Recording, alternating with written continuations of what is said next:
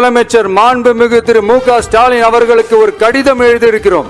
அதை நான் இங்க கொஞ்சம் படிச்சு காட்டுறேன். மாண்புமிகு தமிழ்நாடு முதலமைச்சர் அவர்களுக்கு வணக்கம். பரந்தூர் பகுதியில விவசாய நிலங்களை அழிச்சிட்டு புது ஏர்போர்ட் கட்டுறதுக்கு எதிர்ப்பு தெரிவிச்சு அந்த பகுதியில இருக்கிற பொதுமக்களும் விவசாயிகளும் வருஷ கணக்கா போராடிக்கிட்டு இருக்கிறாங்க.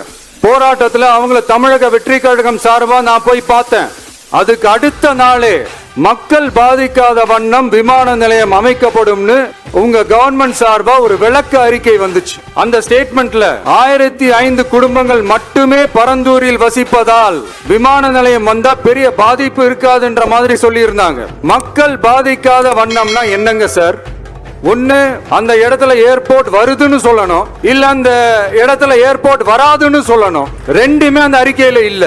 வெறும் 1005 குடும்பங்கள்னா உங்களுக்கு அவ்வளவு சாதாரணமா போச்சா சிஎம் சார்? 15,000 மக்கள், அந்த மக்களும் நம்ம மக்கள் தானே.